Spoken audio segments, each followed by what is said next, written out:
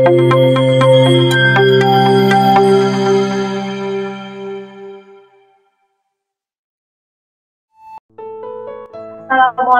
warahmatullahi wabarakatuh. Alhamdulillah kita berjumpa lagi pada channel kesayangan kita, Muslimah Ulul Albab. Pada kesempatan kali ini telah hadir bersama kita Dr. Nuhbatul Basyariah. Beliau adalah pakar ekonomi syariah. Perkenalkan, saya Meili. Bagaimana kabarnya Ibu Nuhbah? Waalaikumsalam warahmatullahi wabarakatuh. Alhamdulillah sehat. Mbak Meli gimana kabarnya? Alhamdulillah sehat Ibu. Baik Ibu, untuk kesempatan kali ini kita akan membahas mengenai salah satu problematika umat yang belum menemukan solusi tuntasnya, yakni tentang kemiskinan Ibu Nuhbah.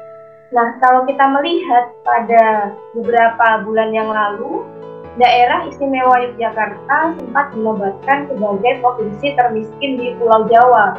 Sementara angka kemiskinan di Indonesia sendiri terus meningkat. Nah, kalau menurut Ibu Nuhbah, bagaimana?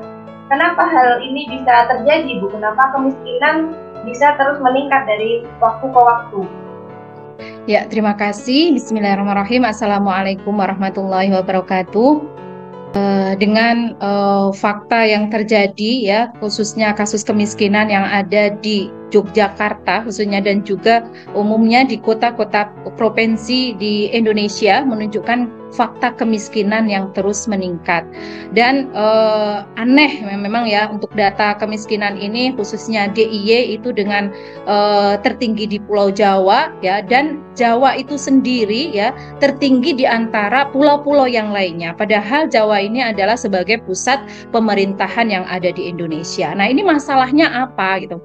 Maka ketika kita kaji secara mendalam, kita akan dapati bahwa fakta kemiskinan yang terjadi di Indonesia lebih pada jenis kemiskinan struktural, yaitu kemiskinan yang dialami oleh suatu golongan masyarakat karena struktur sosial masyarakat yang ada memungkinkan golongan masyarakat tertentu tidak dapat mengakses sumber-sumber pendapatan yang ada ya, yang sebenarnya tersedia bagi mereka. Kemiskinan ini akibat rendahnya akses masyarakat terhadap sumber daya sebagai dampak dari penerapan kapitalisme dan liberalisme.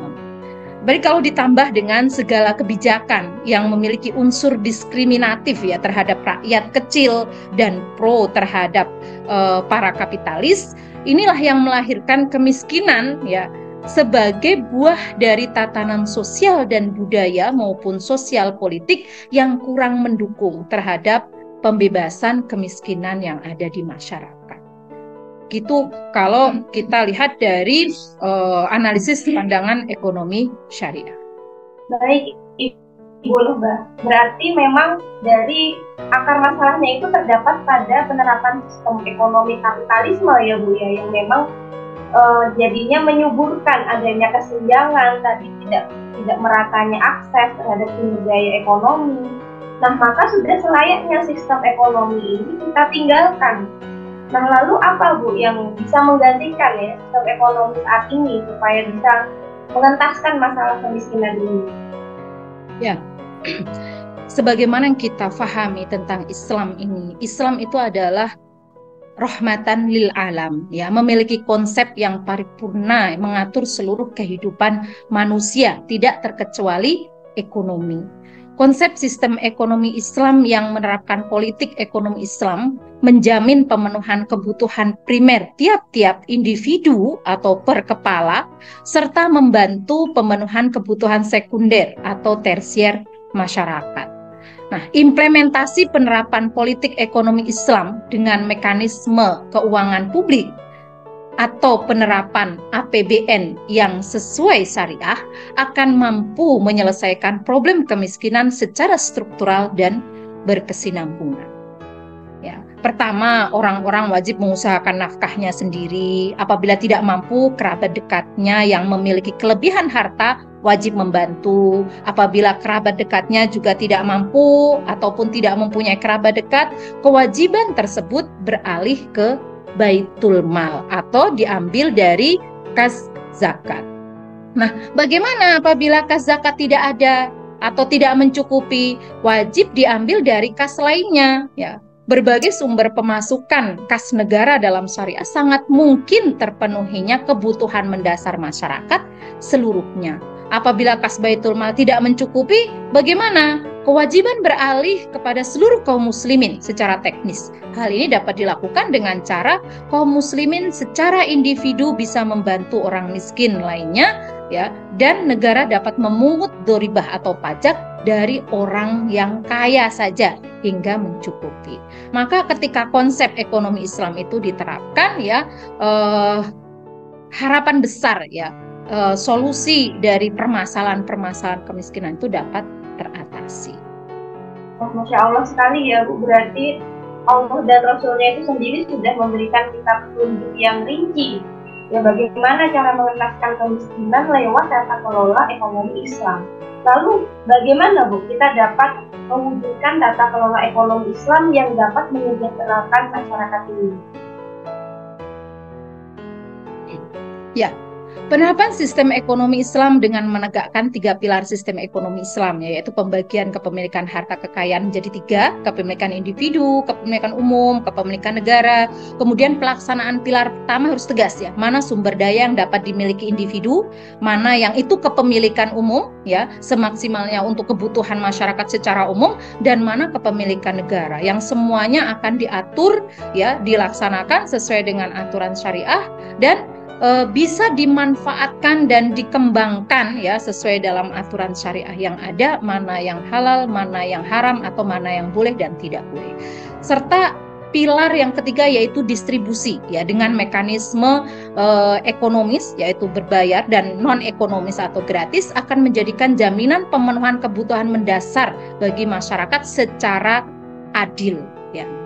Bagaimana kita bisa dapatkan informasi, kita baca sirah, kita baca sejarah-sejarah dalam tatanan kehidupan ekonomi Islam di masa kekhilafahan misalkan, ya, kita membaca, kita mendapatkan cerita pada masa Umar bin Khattab, ya, beliau sanggup memanggul sendiri bahan makanan untuk diantarkan kepada keluarga miskin, misalkan. Itu bagian tanggung jawab negara secara individu-individu.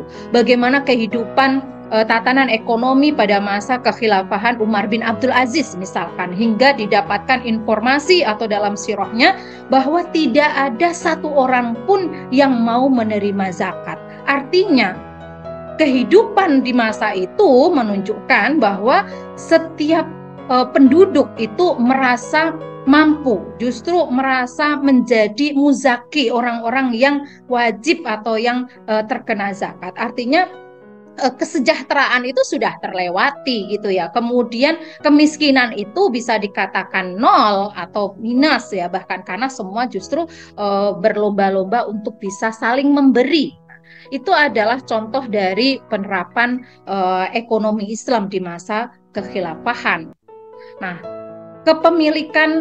pilar kepemilikan harta merupakan konsep mendasar dalam ekonomi, bahwa seluruh harta kekayaan yang ada di dunia ini adalah milik Sang Pencipta manusia, yaitu Allah Subhanahu wa Ta'ala. Melalui mekanisme pasar syariah, kepemilikan individu akan menghasilkan pendapatan bagi negara berupa zakat, infak, sedekah. Kepemilikan umum juga akan dikelola oleh negara dan menghasilkan pendapatan serta sumber pemasukan bagi negara untuk kemakmuran rakyatnya. Demikian pula dengan mekanisme distribusi yang adil tadi, distribusi ekonomis dan non ekonomis akan menjadikan masyarakat terpenuhi kebutuhan dasarnya, sandang, papan, pangan, pendidikan, kesehatan, keamanan, bahkan secara adil dan menyeluruh. Nah, ini harapannya bagaimana kita bisa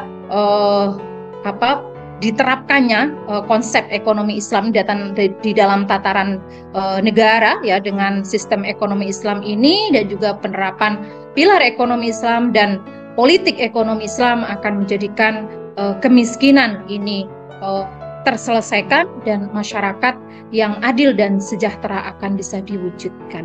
Saya kira begitu, Mbak. Terima kasih.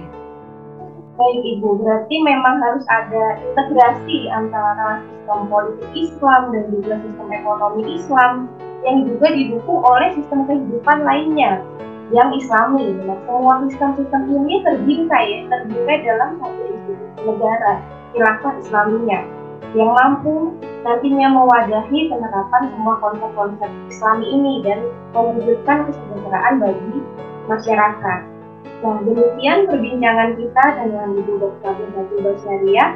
Semoga ilmu dari beliau bisa bermanfaat bagi kita semua dan menjadi amal jariah bagi beliau. Kami juga mohon maaf apabila terdapat kesalahan. Kami undur diri. Wassalamualaikum warahmatullahi wabarakatuh.